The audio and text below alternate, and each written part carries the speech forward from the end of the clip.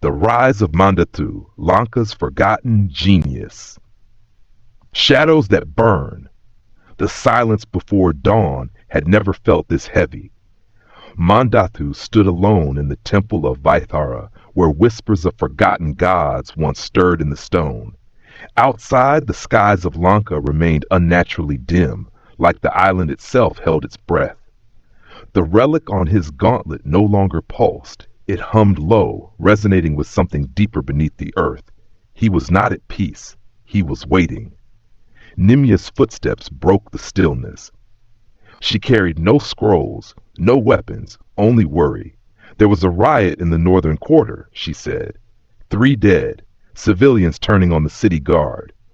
Mandhathu closed his eyes. Viramitra is feeding the fire faster than we thought. He's not just feeding it, she said, voice shaking. He's directing it, with words they want to hear. Outside the temple, tension spread like oil on water. The people, once united by Ravana's vision, now whispered of betrayal, of relics that corrupted men, and of ancient powers returning to reclaim the throne. Murals of Mandhathu had been defaced in the night.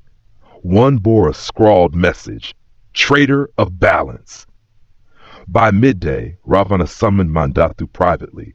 "You look older," the king said with a small, sad smile.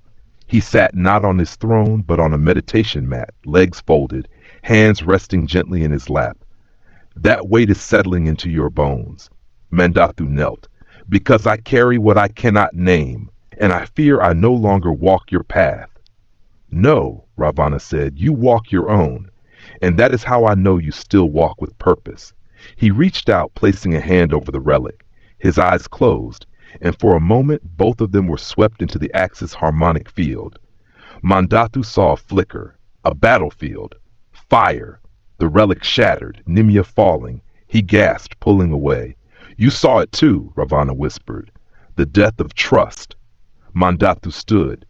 "We must move. Viramitra has followers in the forge, in the court, even in the sanctum. He is building something beneath the city, and I believe someone close to us is helping him finish it." The king nodded. "Then your next task is not to confront him, but to find the one who opened the door." That night, the betrayal came. Suryani stood in the Hall of Harmonies, eyes wide as Colin stepped forward with a blade drawn. "You gave him the scrolls?" Mandhathu asked, disbelief cracking his voice. "I didn't know what he would do with them," Colin shouted. "He told me it was to stabilize the axis. He said you would lose control, that the relic would consume you." Mandhathu's heart fractured. "You were my brother in arms." "I still am," Colin said, voice breaking.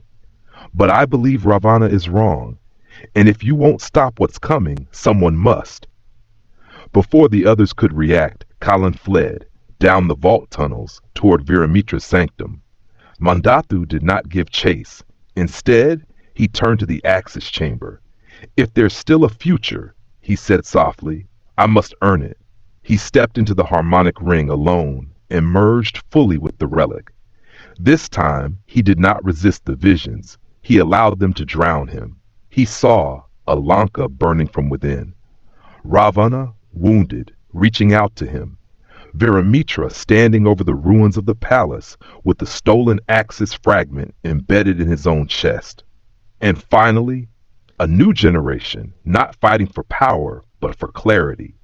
A Lanka reborn from sacrifice. When Mandhathu awoke, his eyes were different. Not glowing, not distant, but calm.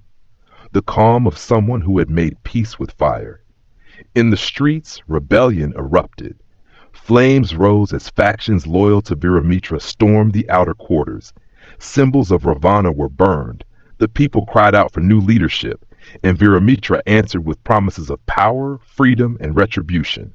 In a hidden chamber, Mandhathu, Nimya, and Suryani made their final choice. "No more chasing ghosts," Nimya said, gripping his shoulder. "We take the battle to him." "And what of Kalan?" Suryani asked. Mandhathu looked to the relic, then toward the city of flame. "If he stands in our way," he said softly, Then he has chosen his fire, to be continued.